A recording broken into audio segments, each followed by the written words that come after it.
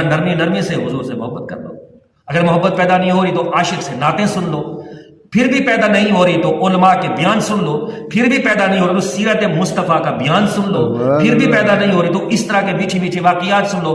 پھر بھی پیدا نہیں ہو رہی تو عشاقان سارے صحابہ کرام عاشقان رسول تھے, ان کے واقعات پڑھ لو کہ وہ حضور سے کیسے محبت کرتے تھے, ٹوٹ کر محبت. جیسے میں نے حضرت صدیق اکبر کا واقعہ, جیسے عبداللہ بن عمر رضی اللہ عنہ کا نا پاؤں سن ہو گیا. جب پاؤں سن ہو گیا تو لوگوں نے کہا, انہوں نے کہا کہ کیا کرنا چاہیے, تو لوگوں نے تجویز دی, مشورہ دیا کہ دنیا میں جس سے زیادہ تم پیار کرتے ہو اس ہستی کو یاد کرو, تمہارا درد چلا جائے گا, تمہارا یہ پاؤں ٹھیک ہو جائے گا. بغیر سوچو بچار کے یا محمد ہو کا نعرہ لگا دیا, یعنی اے محمد. یعنی جب انہوں نے کہا کہ دنیا میں سب سے زیادہ تم کو جس سے محبت ہے اس کا نام لو, تو بغیر سوچے سمجھے رسول اللہ کا نام لینا اس بات کی دلیل ہے کہ پہلے سے پیار کرتے تھے.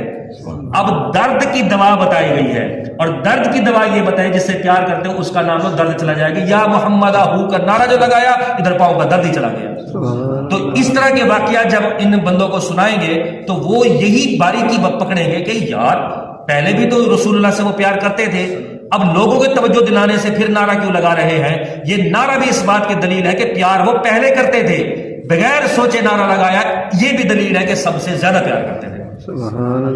اب جب سوچے گا نا تب الزام آئے گا کہ کیا کوئی اور ہستی بھی ہے حضور سے زیادہ جو پیار کرتا ہو, وہ سوچا بھی نہیں, فوراً نعرہ لگا دیا.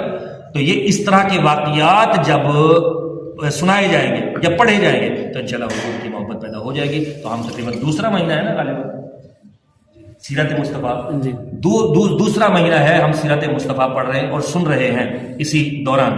تو کتنا اثر ہوا ہوگا, کتنا فائدہ ہوا ہوگا.